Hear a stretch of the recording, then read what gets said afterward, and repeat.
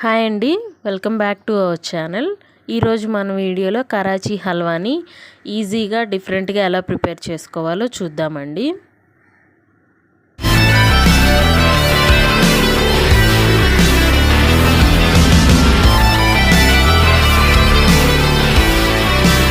ముందుగా మీరు ఏ ప్యాన్లో అయితే హల్వా ప్రిపేర్ చేసుకోవాలనుకుంటున్నారో అదే ప్యాన్లో 1 కప్పు కార్న్ఫ్లోరు, 1 కప్పు పంచదార, 3 కప్పుల వాటర్ వేసుకొని మొత్తం బాగా కలుపుకోవాలండి.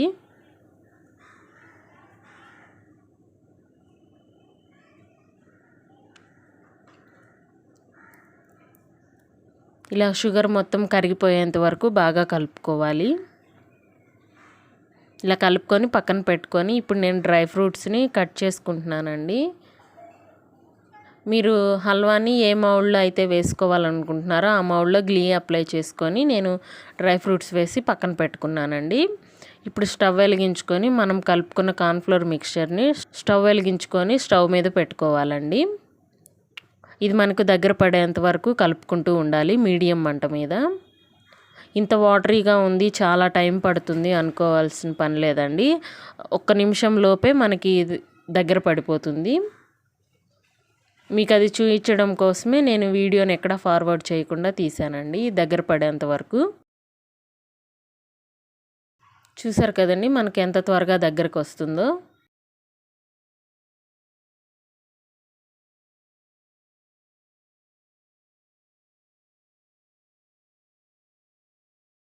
అలాగే ఫస్ట్ టైం ఎవరైనా చూస్తున్నట్లయితే సబ్స్క్రైబ్ చేసుకొని పక్కనే ఉన్న బెల్ ఐకాన్ని క్లిక్ చేస్తే నేను ఏ వీడియో అప్లోడ్ చేసినా మీకు నోటిఫికేషన్ వస్తుందండి. ఇలా ప్యాన్కి అంటుకుంటూ ఉన్నప్పుడు 2 టేబుల్ స్పూన్ల నెయ్యి వేసుకొని కలుపుకుంటే ప్యాన్ నుంచి సపరేట్ అవుతుందండి. చూసారు కదా కొంచెం కొంచెంగా ప్యాన్ నుంచి సపరేట్ అవుతుంది కదా, ఇదే విధంగా కలుపుకుంటూ ఉండాలి.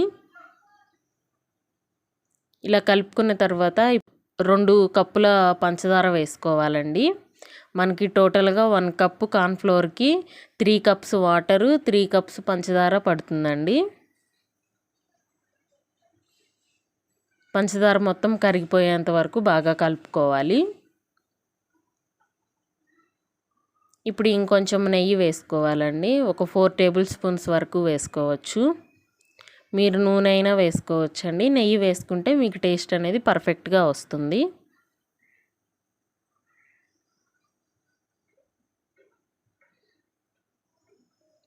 చూసారు కదా మనకి షుగర్ మొత్తం కరిగిపోయిందండి. కరిగిపోయి మొత్తం కలిసిపోయిన తర్వాత యాలకుల పొడి 1 టేబుల్ స్పూన్ వేసుకోవాలి.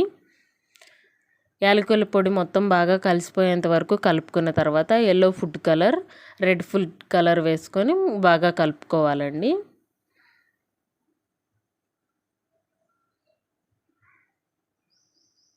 చూసారు కదండి మొత్తం కలిసిపోయింది. ఇలా కలిసిపోయిన తర్వాత ఇంతకుముందు మనం కట్ చేసి పెట్టుకున్న డ్రై ఫ్రూట్స్ని వేసుకోవాలి.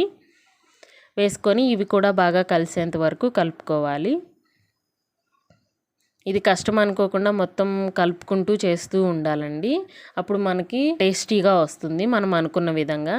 ఇలా సాగుతూ ఉంది కదండి, ఇలా సాగకుండా మనకి వస్తే హల్వా మనకి పర్ఫెక్ట్గా వచ్చినట్టండి. ఇప్పుడు ఇంకో 2 టేబుల్ స్పూన్ల నెయ్యి వేసుకోవాలి.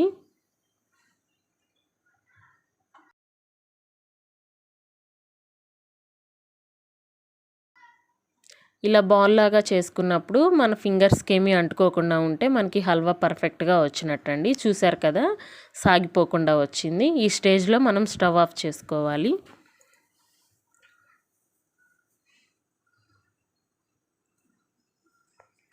స్టవ్ ఆఫ్ చేసుకొని ఇంతకుముందు మనం గీ డ్రై ఫ్రూట్స్ అప్లై చేసుకున్న ట్రేలో ట్రాన్స్ఫర్ చేసుకోవాలండి. నేను ఇంకొంచెం గీ అప్లై చేస్తున్నాను పైన ఇంకొంచెం.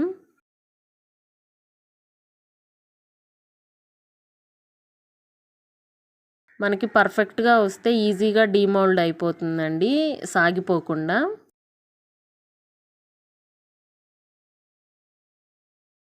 ఇలా పీసెస్గా కట్ చేసుకున్నప్పుడు కూడా మీకు పర్ఫెక్ట్గా వచ్చినట్లయితే చాకుకి అంటుకోకుండా ఉంటుంది.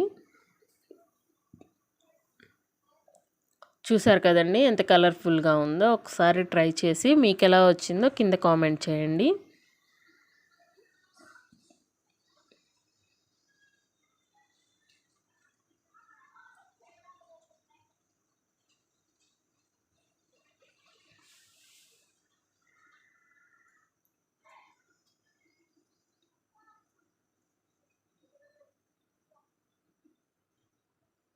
చూసారు కదండి మనకి హల్వా ఎంత బాగా వచ్చిందో.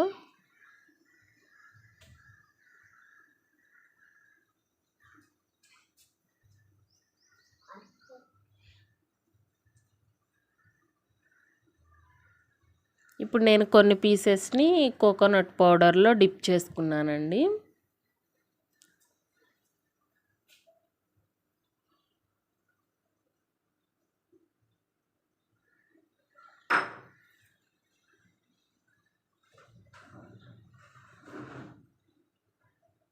Thank you for watching.